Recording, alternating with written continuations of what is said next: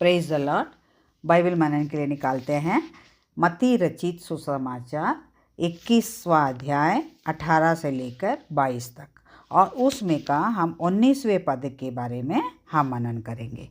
उसमें लिखा है, सड़क के किनारे अंजीर का एक पेड़ देखकर वह उसके पास गया और पत्तों को छोड़ उसमें और कुछ न पाकर उससे कहा, अब से तुझ में फिर कभी फल न लगेगी। और अंजीर का पेड़ तुरंत सूख गया। यहाँ पर हम मनन करते हैं कि क्यों अंजीर का पेड़ पर में यीशु मसीह जाके देखा और अंजीर का पेड़ सूख क्यों गया। तो हम इस अंजीर के पेड़ के कैरेक्टर के बारे में हम पढ़ते हैं कि प्रभु वहाँ पास गया और उसमें क्या नहीं देखा जिसके कारण उसको श्राप दिया।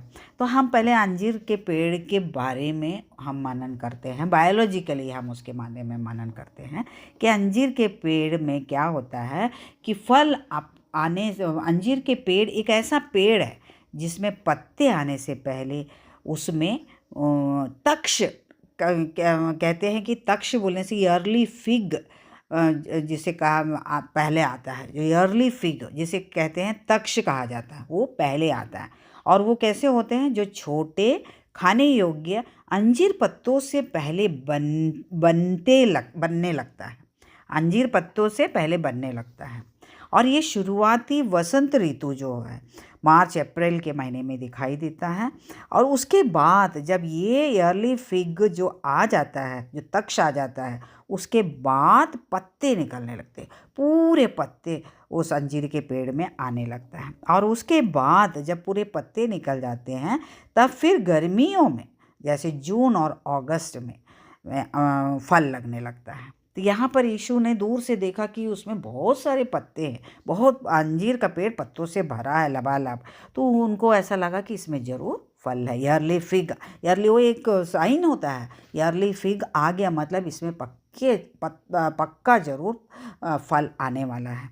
लेकिन जब वहाँ पर यीशु मसीह जहाँ जाता है तो वहाँ उसको देखता है अंजीर के पेड़ में ईयरली फिग नहीं है, ईयरली फिग नहीं, तक्ष नहीं लगा है।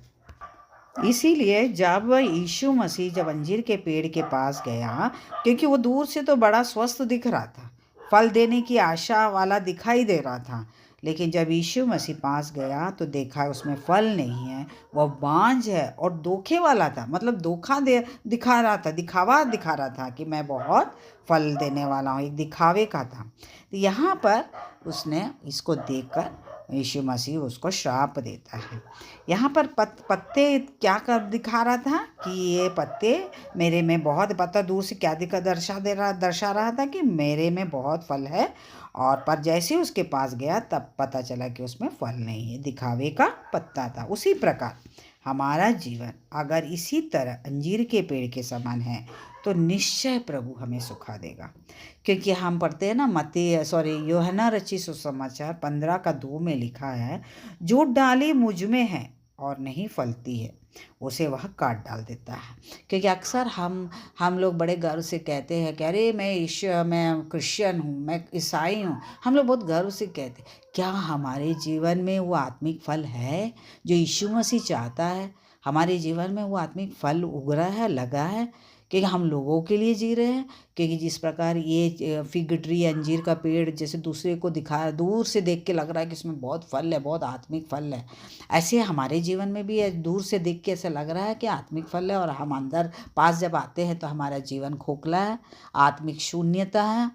तो यहाँ पर कैसे है, वो लोग कैसे होते हैं? अक्सर जो दूर से जो फलवंत जो दिखाते हैं, दिखाते हैं कि हम बहुत आत्मिक है, हम ईसाई है, हम विश्वासी है। बड़े अच्छे से हम कहते हैं कि अरे हम तो रोज़ रेगुलर चर्च जाते हैं, चर्च तो कभी मैं नहीं छोड़ती हूँ।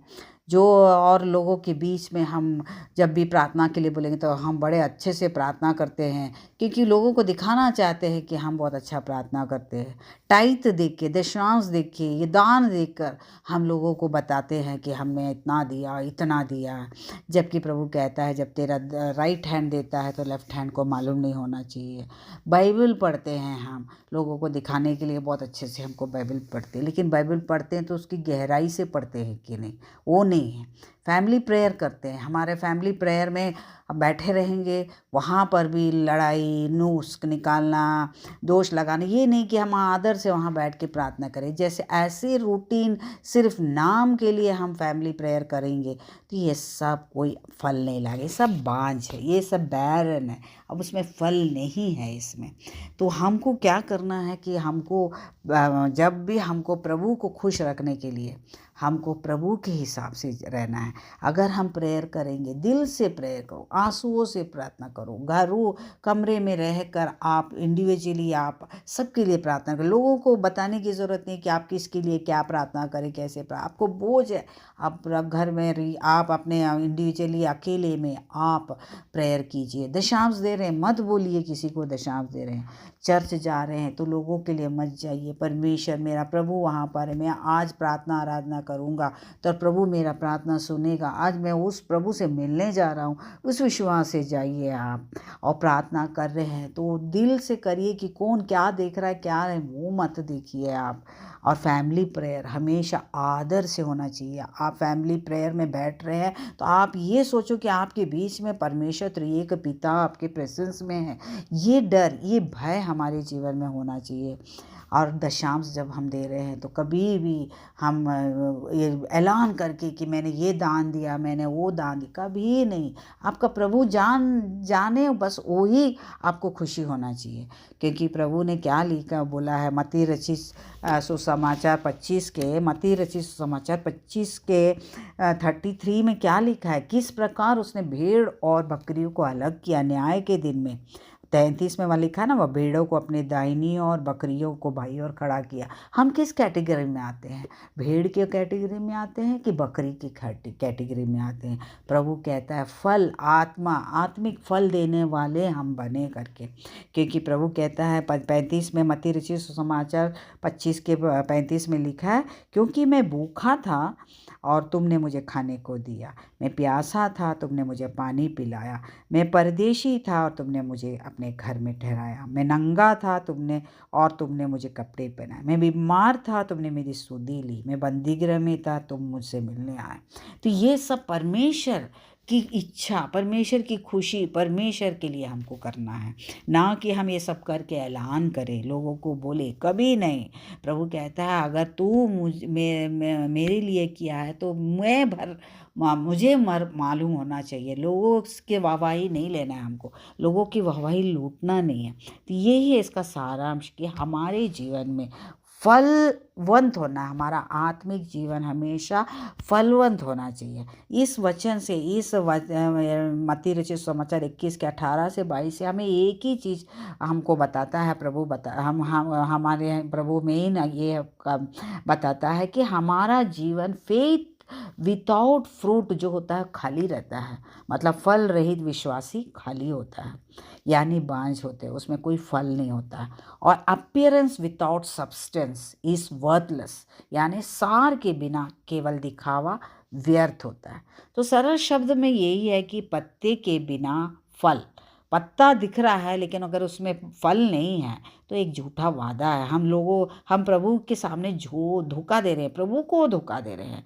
हम मनुष्यों को धोखा नहीं दे रहे हैं, हम किसको धोखा दे रहे हैं, आत्मिक अगर हम दिखा रहे आत्मिकता का दिखा रहे तो हम परमेश्वर को धोखा दे रहे हैं। तो हमें कभी भी धोखा देने वाला नहीं होना चाहिए, न धार्मिक दिखाने वाला होना चाहिए, बल्कि फलदायी जीवन हमारे में होना चाहिए। हमेशा हम प्रभु के लिए क्या करें, प्रभु किस में खुश रहे, वो फलदायी जीवन होता है। तो अगर हमारे जीवन में आत्मिक फल नहीं दिखता है तो निश्चय प्रभु हमें सुखा देगा या काट डाल देगा। तो हमारा यही एक मेन इस मानन से हमको यही सीखना है कि हमारे जीवन में आत्मिक फल भरना है, ना कि दिखावे का पेड़ बने रहे, ना कि दिखावे का इंसान बने रहे, आत्मिक फल बने रहे। प्रभु आप सबको ब्लेस करे। God bless you all.